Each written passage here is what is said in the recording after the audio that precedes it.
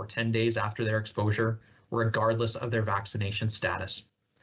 Regrettably, the vaccine still remains effective at preventing hospitalizations. However, it's estimated between 20 to 40% effective against symptomatic infection, which means we can no longer rely on the vaccine if you've been exposed. This is a very important change, and it's the most important thing that you can do if you've been exposed to COVID-19 in the short term. Make sure you stay home and self-isolate. We do ask you to book a test as soon as you can, but we recognize that testing capacity in the region is strained. Our partners who oversee testing capacity are aware of this. There are efforts being made to add additional capacity. However, it will be a challenge, and we recognize that frustration. The most important thing to do is to, if you are symptomatic or if you are a close contact, is to self-isolate as soon as possible. The vaccine, particularly as a booster dose for those over 50, is an important part of us addressing the Omicron transmission in our region. The Middlesex-London Health Unit has added 30,000 appointments since last Friday, between Friday and up until January 13th. Of those 30,000 appointments, 7,000 were added up until December 24th, and an additional 9,000 to the Agriplex between December 26th and January 12th.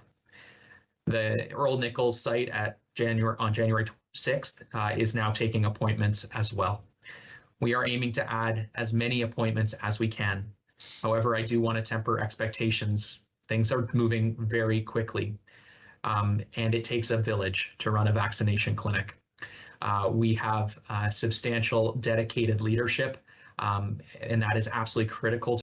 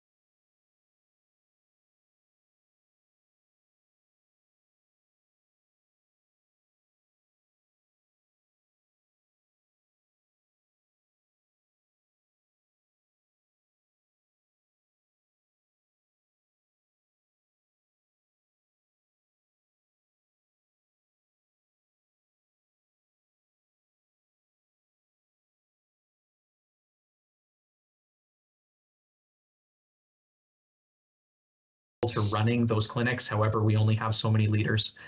We have immunizers, but we only have so many immunizers. We have administrative support, but we only have so much administrative support. We are ramping up as quickly as we can. We're continuing to work with our partners, again, to try and mobilize as many appointments as we can in the short term. We are continuing to vaccinate at the Masonville walk-in pop-up clinic. It's been very successful, thanks to everyone who's made their way there to roll up their sleeve and get that vaccination. Yesterday, we saw 417 people. That's a record for us at that Masonville clinic.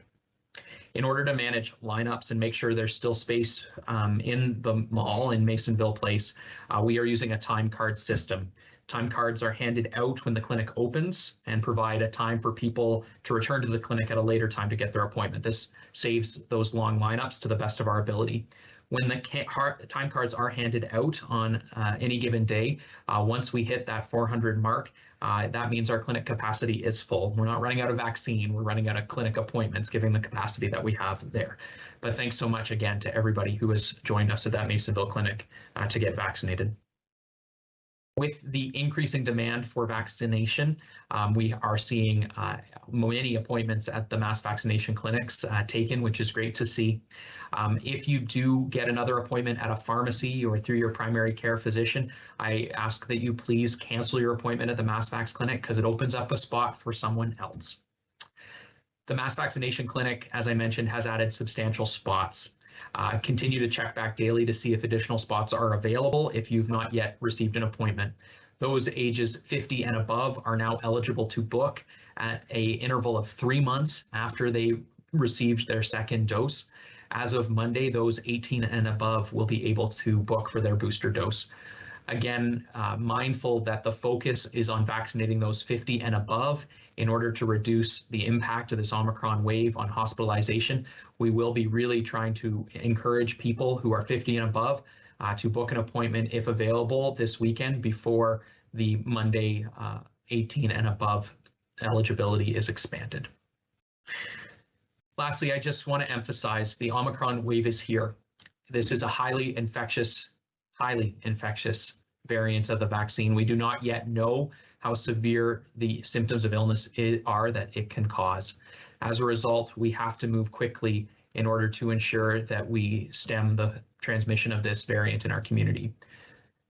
I want to emphasize that it is time to change plans. It's time to cancel holiday parties, and we've heard of many holiday parties that have been postponed, and I know how disappointing that can be, but thank you to those who are continuing to take this urgency seriously and postpone their plans.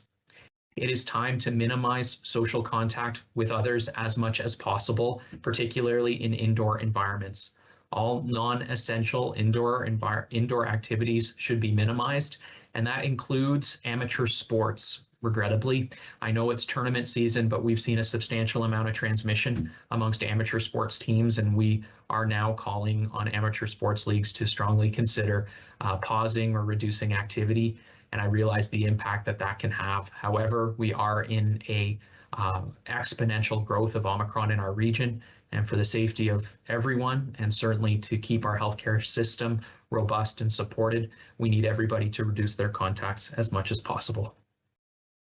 As I closed on Monday, I want to thank everyone for their ongoing commitment through thick and thin as we continue to deal with the challenges of this pandemic.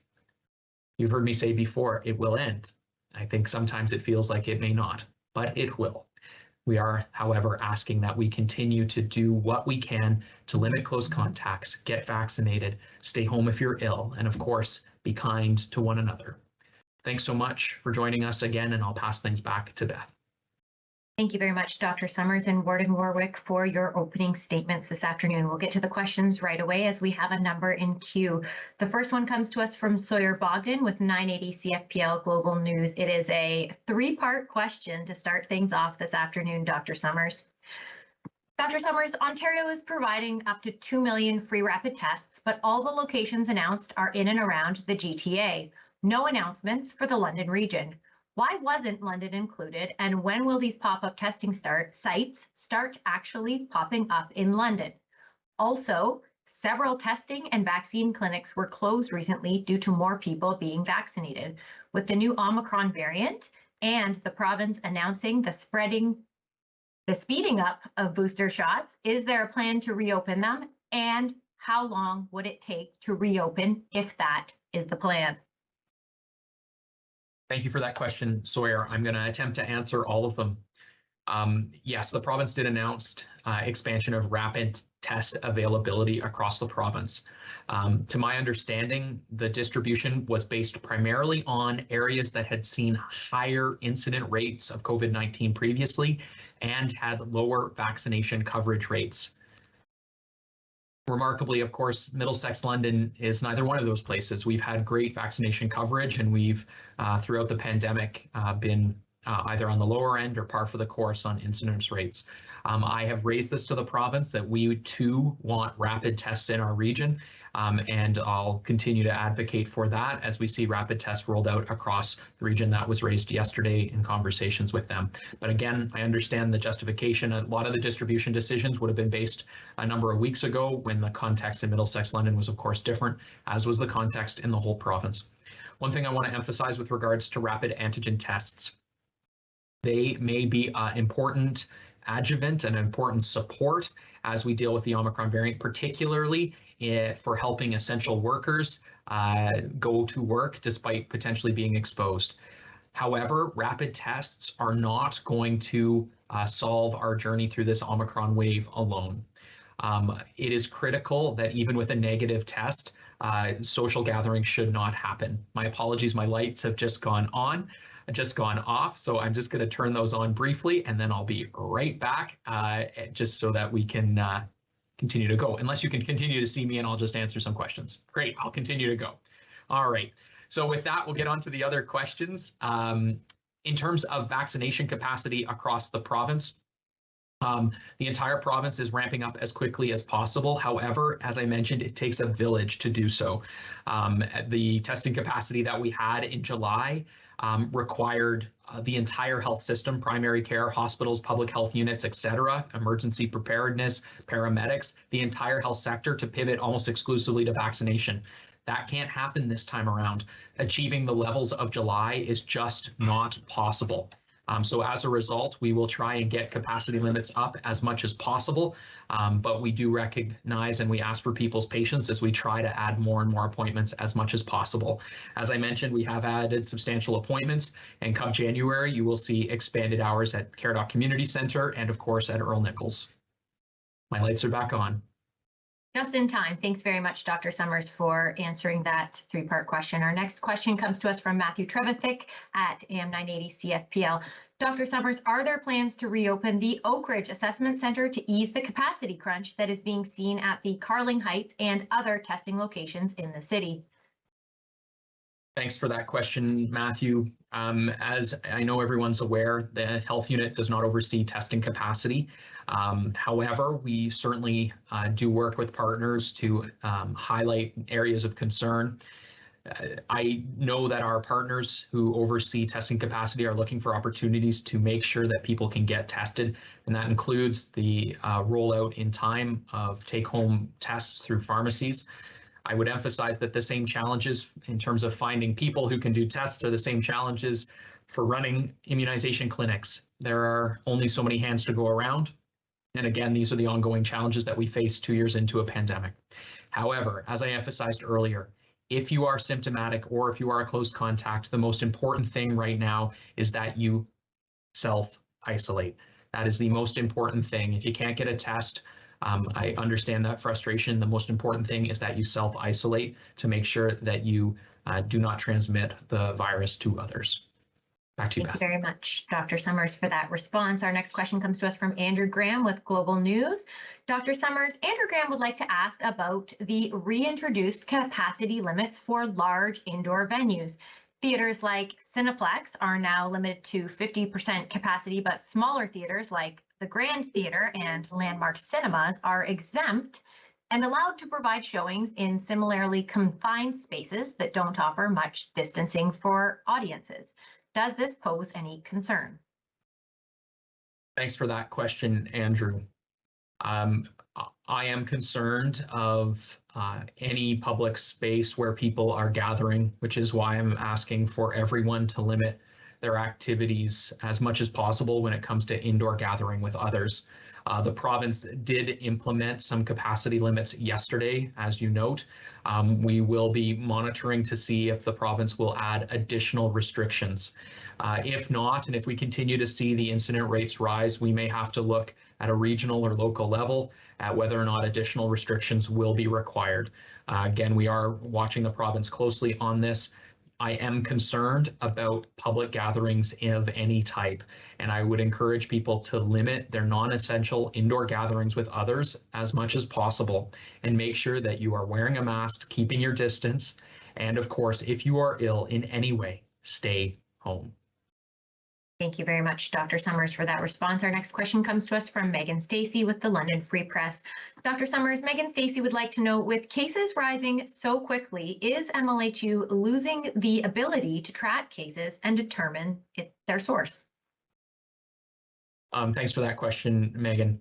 As cases are rising quickly, the ability to do comprehensive investigations to determine exposure, i.e., where did it come from, is becoming increasingly challenging, and this is happening across the province. This challenge for case and contact management capacity is being shared across the province. We're continuing to look to ways to make that as efficient as possible and yet as impactful as possible, which means we are focusing our majority of our investigative capacity on higher risk settings. That includes long-term care homes, retirement homes, other congregate settings, schools, or large workplaces. We are focusing our investigative capacity there. However, our ability to do the extensive investigations that can happen when we have lower case counts is becoming diminished with the rising number of cases that we are seeing, which is why we are broadly recommending at this point reducing exposure as much as possible. A number of weeks ago, when we were dealing exclusively with the Delta strain, I was able to provide comments on the fact that we were seeing transmission predominantly amongst unvaccinated individuals in private social gatherings. I'm no longer confident that that's exclusively where transmission is happening. I believe it is happening in multiple settings throughout our community. Thanks. Thank you very much, Dr. Summers, for that response. Our next question comes to us from Jacqueline LaBelle with AM 980 CFPL. Dr. Summers, what particular roadblocks does the MLHU face in terms of ramping up capacity at vaccination clinics, or even reopening more clinics like the North London Optimist Community Centre? Is it staffing or perhaps vaccine supply? Thanks for that question, Jacqueline. There's a number of challenges that are faced when ramping up capacity quickly, and that includes staffing at all levels. It's not just immunizers that run a vaccination clinic, as I mentioned. Some of our barriers include human resources capacity to onboard people, the challenges with having learned and experienced leadership that can oversee the operations of these clinics. As I mentioned back in the summer, when we had our maximum capacity as a region, we had a number of other health sector partners involved in running these clinics. Unfortunately, there is lots of other demands on people's services right now, as we see hospital capacity increasing, as we see the need for testing capacity across the region, as we see the ongoing need for primary care services, lots of demands on these systems. We are continuing to move to bring on more staff. We are continuing to move to open additional sites, as you will see with Earl Nichols, and that can take some time. However, I assure you the efforts are being made, and you will continue to see appointments added. I do want to emphasize that we will not be able to vaccinate